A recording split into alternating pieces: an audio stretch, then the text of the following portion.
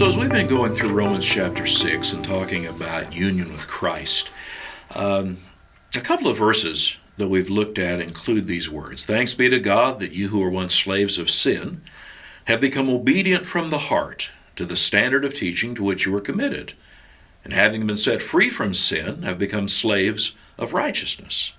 And then the 22nd verse, but now that you've been set free from sin and have become slaves of God, the fruit you get leads to sanctification and its end, eternal life.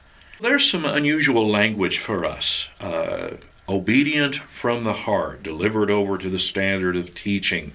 And the language of slavery. Now, admittedly, slavery is a buzzword and a hot-button consideration in our time. But the slavery Paul's referencing is not what you think of when you think of 17th, 18th, 19th century slavery as it relates to Western civilization, America in particular. Paul was talking about our relationship to sin and to God. All of us, born in Adam, are born in bondage to sin. And the only way that changes is for a greater power to come and liberate us, and that is the power of the gospel, this union with Christ. To obey this from the heart, to believe this. Now that's kind of peculiar too. How is this working? I mean, I've been told I'm saved by grace through faith.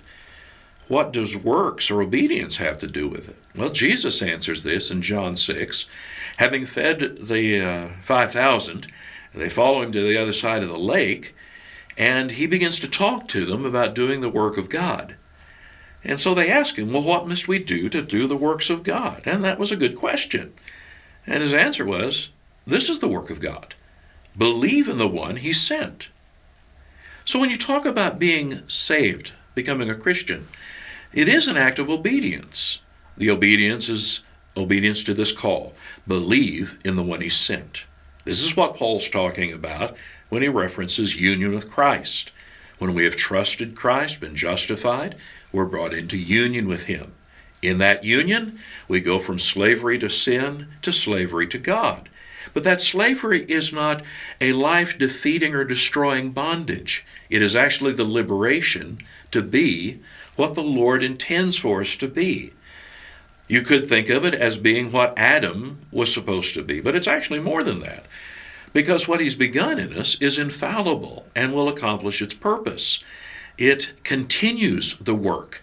We cannot fail now as Adam failed. This is why when Paul says in Philippians, the 2nd chapter, Beloved, now in my absence, as much as when I was present, work out your own salvation with fear and trembling. For it is God who works in you, both to will and to do.